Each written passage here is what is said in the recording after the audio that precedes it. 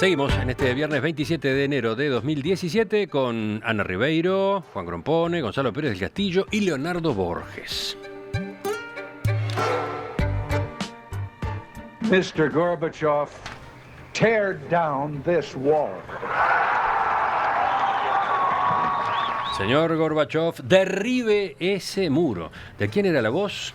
Del expresidente de Estados Unidos, Ronald Reagan, año 1987, cuando le pidió a su par soviético, Mikhail Gorbachev, que derribara una de las construcciones militares más distintivas de la Guerra Fría y el siglo XX, el muro de Berlín. Hoy, 30 años después, hay otro muro en boga, el que el nuevo presidente de Estados Unidos, Donald Trump, pretende construir para terminar de cerrar físicamente la frontera con México. Una iniciativa que pone sobre el tapete otra vez la utilidad de los muros como instrumento para resolver conflictos fronterizos o cortar flujos migratorios. Ese es el ángulo que proponía Ana. Repasar los distintos muros que hay en la historia, su significado, su utilidad. Empieza ella, pero después siguen los demás, claro. Sí, lo proponía porque es tan fácil pegarle a Trump y vamos a tener tantos años de ese ejercicio, ¿no? Bah, que dije, ya basta, elevemos un poco la mirada porque a mí personalmente ya me produce hartazgo. Veo que va a estar todos los días en la prensa, veo que todos los días va a tener una actitud agresiva, entonces digo... Es un gran provocador. Es un gran provocador. Entonces, elevemos un poquito la mira y pensemos lo que hay de fondo, ¿no? Dale. Porque... un muro como símbolo dice muchas cosas, ¿no? En primer lugar, lo que parece bastante evidente es que un muro se levanta para protegerse a quien queda del lado de adentro, si hay una adentro y una afuera. Pero también hay muros para marcar profundamente, creo yo, diferencias e incluso una actitud de rechazo, muros de anticontagio, muros de discriminación. Creo que este muro lo primero que hay que establecer es, bueno, ¿de qué viene?, ¿no? Porque si vamos a muros de protección, nosotros, Montevideo, fuimos una ciudad largamente amurallada, nacimos como ciudad amurallada y todo lo que es hoy la península estuvo rodeada de un muro que partía precisamente de esta plaza frente a la cual estamos, donde estaba la fortificación mayor, la ciudadela, pero que luego seguía por todo el perímetro de lo que es hoy la ciudad vieja. Y la muralla, en ese caso, nadie la criticó ni pensó que era una actitud defensiva, como todas las ciudades medievales las tuvieron, pero acá en este caso es algo que se comunicaba antes, ahora deja de comunicarse. Aquí la señal es notoriamente otra, que creo que sigue dando indicios de que lo que hay de parte de los que quieren quedarse en ese adentro que se fortifica es miedo, sin duda hay miedo detrás de la actitud provocativa de Trump. Miedo a un montón de cosas, pero también hay asco y discriminación, ¿no? Hay separemos esto de lo otro, que creo que es lo que más le molesta a la gente. Ahora, a propósito de esos muros, a mí me gustaría recordar algunos, ¿no? No es el único, no es el más escandaloso. Todos recordamos la muralla china, que hoy es una maravilla de la humanidad, pero que en su momento también fue un por favor que no vengan los mongoles, que terminaron viniendo y haciendo lo que quisieron con el lugar. Antes que eso, o no antes, perdón, tuvimos el limes, el famoso limes romano, el Imperio Romano nos enseñó las 1000 formas, las 1000 formas de levantar un muro para separarse de lo que genéricamente llamaba los bárbaros, y por todas partes penetraron. O sea, si uno revisa la historia de los muros, incluido el más notorio en tiempos cercanos, que es el de Berlín, parecen ser la historia del fracaso, siempre terminan siendo porosos. Hay una cosa ya en internet, hecho por los holandeses, en la que Trump está inaugurando el muro, no sé si lo vieron, o por supuesto un falso Trump, inaugurando el muro, y mientras él hace ese discurso cargado de todos los tópicos que es habitual, su gesto, su forma de mover la cara, la boca, etcétera, etcétera. Por la parte de atrás de él, las cámaras enfocan un agujero que ya está abierto en el muro por el cual entran un montón de mexicanos con los sombreros, los mariachis y un carro con los churros, ¿no? O sea, ya la burla está instalada porque se sabe que los muros terminan teniendo una enorme porosidad y que caen, como cayeron todas las formas de tratar, ese es como uno de cayó los la debates. línea Ese es uno de los Maginot, debates. como Va a costar ahora, un disparate, no se sabe cómo exacto. se va a pagar, pero además no va a servir para nada. No va a servir para nada. Y recuerdo algunos muros que pocos recuerdan que están y que funcionan, ¿no? En el tiempo, siguen estando testimonialmente, el Imperio Romano en Inglaterra construyó uno de los tramos más notorios, el Muro de Adriano, ¿no?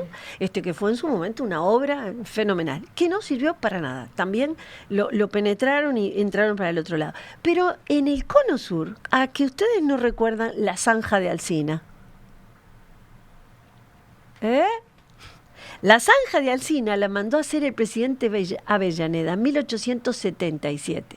Después que en 1872 un malón de indios entrara en Buenos Aires, matara a 300 cristianos, hombres y mujeres, se llevara mujeres y niños como cautivos y miles de cabezas de ganado que guardaban en una isla y luego la cruzaban la cordillera para el otro lado. Era tan terrible el malón indio que lo que se les ocurrió fue hacer una zanja de la cual todavía quedan vestigios, porque era una mezcla de zanjón gigantesco con terraplenes que se levantaban, se parapetaban y cada tantos tramos largos una especie de fortificación. La zanja Alsina fue un intento contra los indios, ¿no? Y como eso podemos revisar una cantidad. Todos han sido igualmente ineficaces, algunos se han convertido en símbolos tremendos y creo que el que más notoriamente recordamos como un símbolo que se convirtió en la forma en que una época puso fin a sí mismo es el de Berlín. Entonces, mis preguntas y mis dudas, especulando con el futuro, que es algo que no me sale bien porque lo mío es el pasado, especulando con el futuro es si Trump se va a perpetuar con este muro, ¿no? Si va a pasar a los museos como el señor del muro, cuál es el futuro del mismo, si se conservarán algunos tramos para museificarlo en el futuro, o qué. Pero que el cometido principal no lo va a cumplir, no me cabe la menor duda. Ya estoy viendo entrar los mariachis por abajo del muro. Ah, y perdón, tenía un dato más. El que empezó este muro, y vale recordarlo, ¿no? Porque el muro ya tiene 22 años. Ah, sí. Está por la mitad, fue Clinton. Lo siguió Bush, que le agregó un tramo mayor al que Clinton hizo. Y este señor lo que está diciendo en definitiva es, yo voy a completar el tramo que falta y lo voy a levantar un poquito. Pero y además se lo voy a cobrar a los mexicanos. Se lo voy a cobrar. Juan. Perdón, porque me extendí mucho. Bueno, yo quiero contar un poquito más, con más detalle, el único muro que conozco, que es la muralla china. La muralla china es una cosa impresionante, ¿no? Es algo digno de ser visto.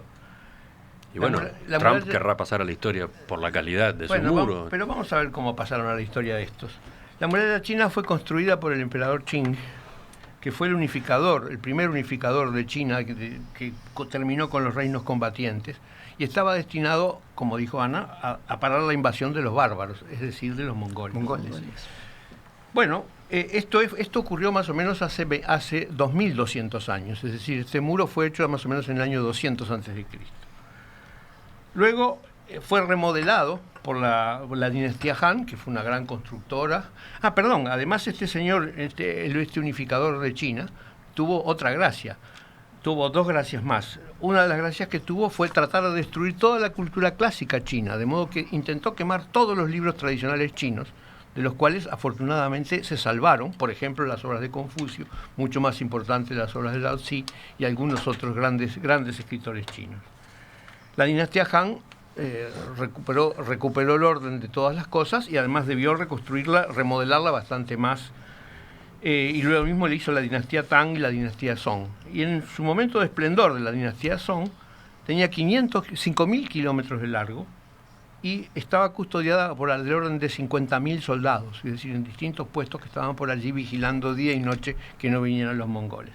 Con tanta desgracia que la dinastía Song fue invadida por los mongoles.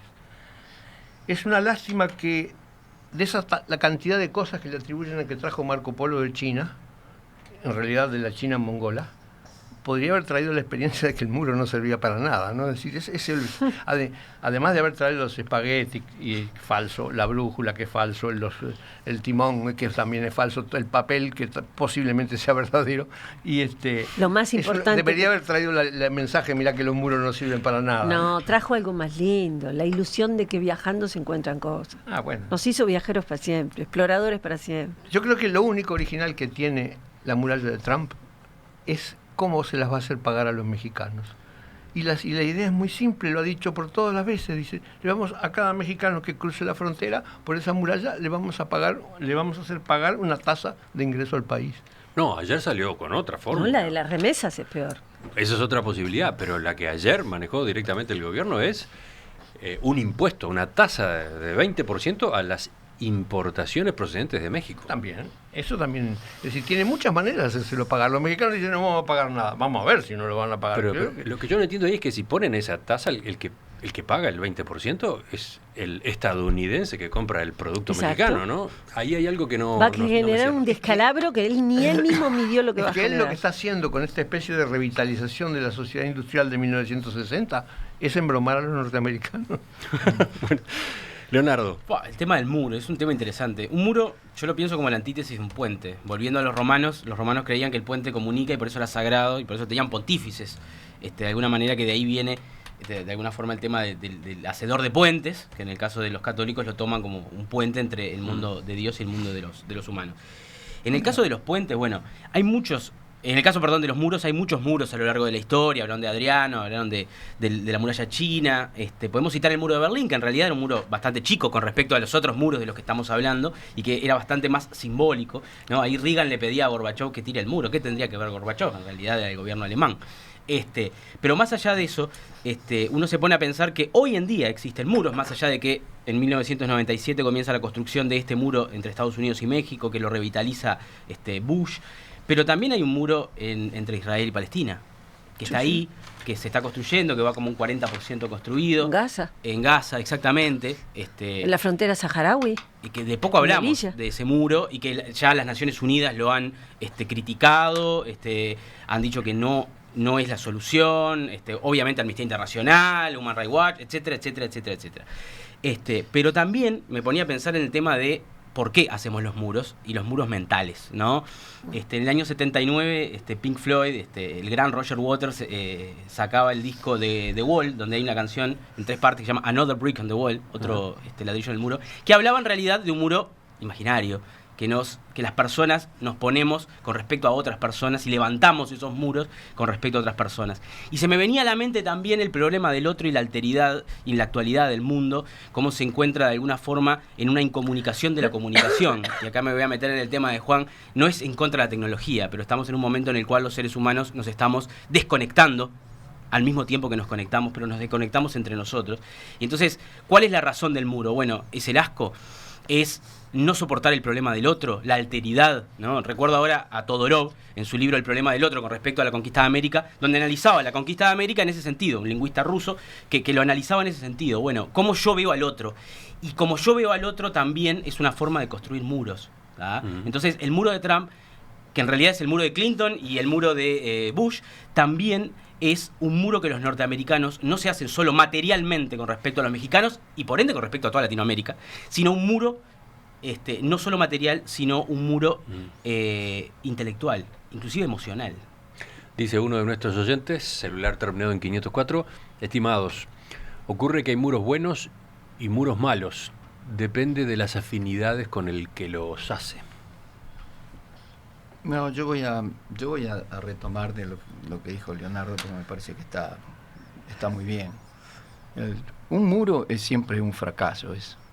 Un muro lo que te revela siempre es la incapacidad o la falta de voluntad de querer comprender, de querer llegar a un acuerdo, de querer razonar con la persona que está del otro lado. Ahora, se han hecho muros defensivos, como algunos de los que se mencionaron acá, la muralla china, es un muro claramente defensivo, el muro de Adriano es un muro defensivo, pero también se han hecho muros prisión. El muro de Berlín era un muro prisión, era para que los alemanes no se escaparan. El muro del gueto de Varsovia era un muro prisión. Es decir, en todos los casos revela esa falta de voluntad de querer dialogar, esa falta de voluntad de querer arreglar por medios pacíficos. Ahora, en el caso de este señor Trump, a mí lo que más me fastidia es el desprecio, ¿no? La fórmula de desprecio con lo que, como él anuncia este muro, es decir, lo que trasunta de sus palabras cuando habla de este mundo. El muro lo vamos a hacer y se lo vamos a hacer pagar a ustedes. Muestra realmente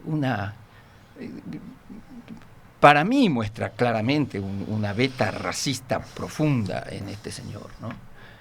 Por la forma en que lo dice, por la forma en que se enorgullece de que él los va a parar y además se los va a hacer pagar.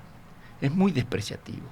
Pero además, ese muro no va a contener absolutamente a nada, ni a nadie, porque lo que está entrando por la frontera no son solo mexicanos, entra droga, entra todo tipo de cosas.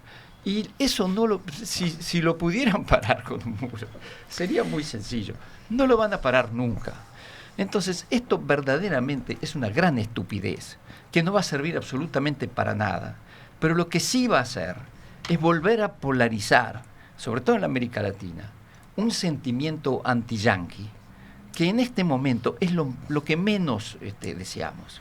Porque acá hubo un gran sentimiento anti-yanqui en las décadas del 60, 70, que yo creo que en los últimos estudios, en las últimas encuestas que se venían haciendo, América Latina, después de la salida de las dictaduras, no tuvo más ese sentimiento. Es más, como además el señor Trump, el enemigo ya lo tiene adentro, porque ya tiene comunidades de latinos adentro, y no solo de latinos, de musulmanes, de afrodescendientes, de todo, ya el enemigo está adentro, el enemigo que él ve como enemigo. Esto no va a servir absolutamente para nada. Entonces, yo creo que esa es la tristeza más grande de este error del señor Trump.